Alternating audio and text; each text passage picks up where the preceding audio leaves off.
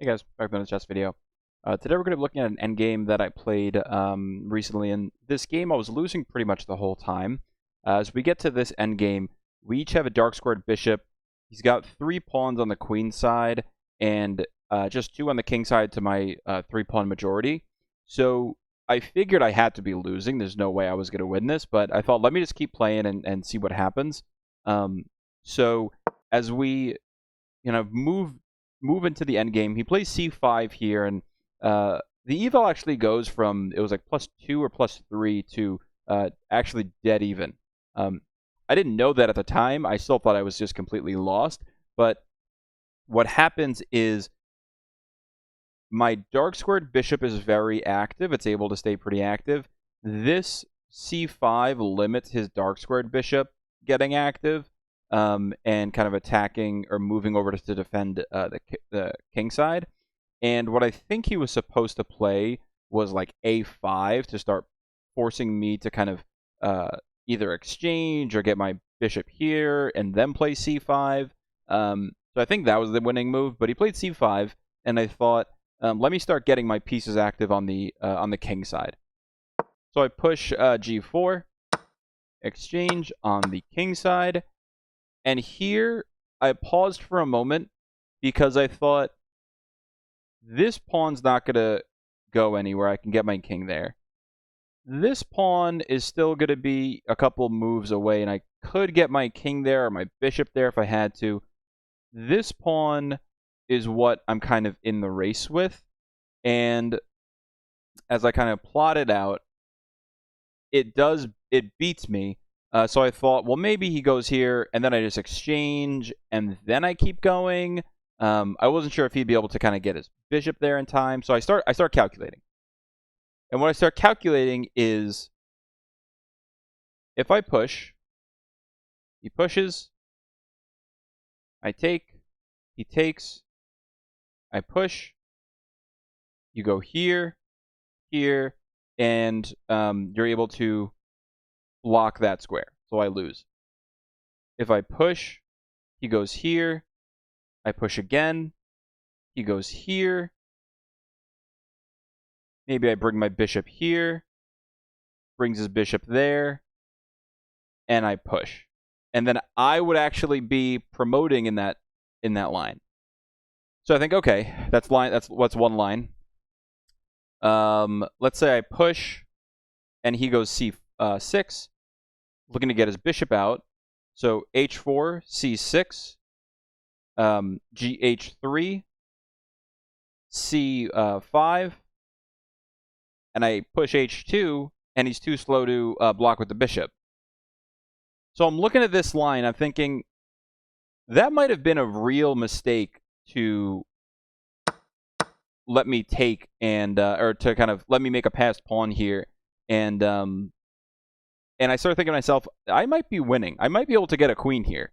So if I push, he pushes, and I have time to get my king here. So I'm thinking, this might be winning for me.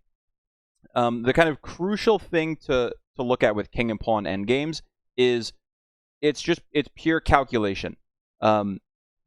It's, can your pawn get to the end of the board before my pawn? Cannot my king block?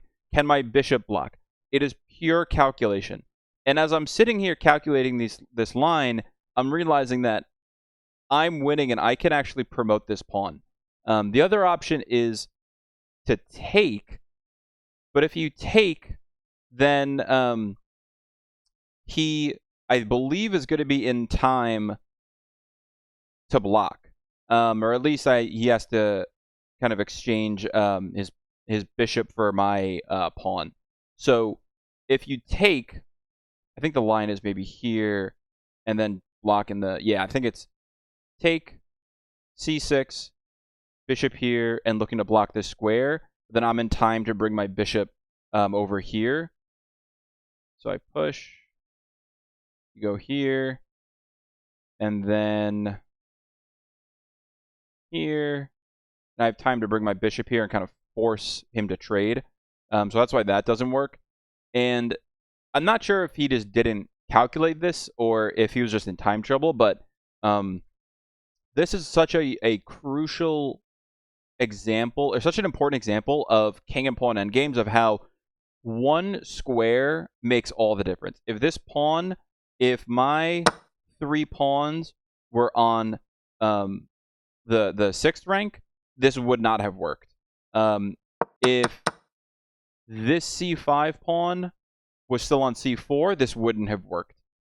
It's all about just one square, one single tempo, and that's going to make all the difference. So when you're facing a king and pawn endgame, you need to calculate out every kind of line as much as possible, because you might be down a ton of material. You might be down 3 pawns, but actually be able to promote first.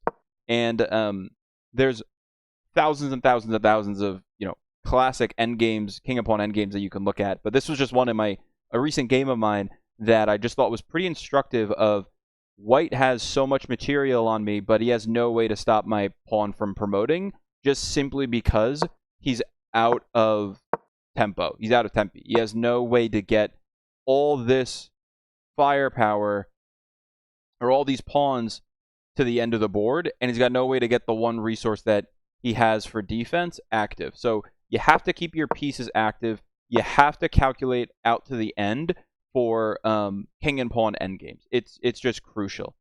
So this is just a pretty good king and pawn endgame example of you need to calculate out to the end, even if you think you're losing, because you might not be.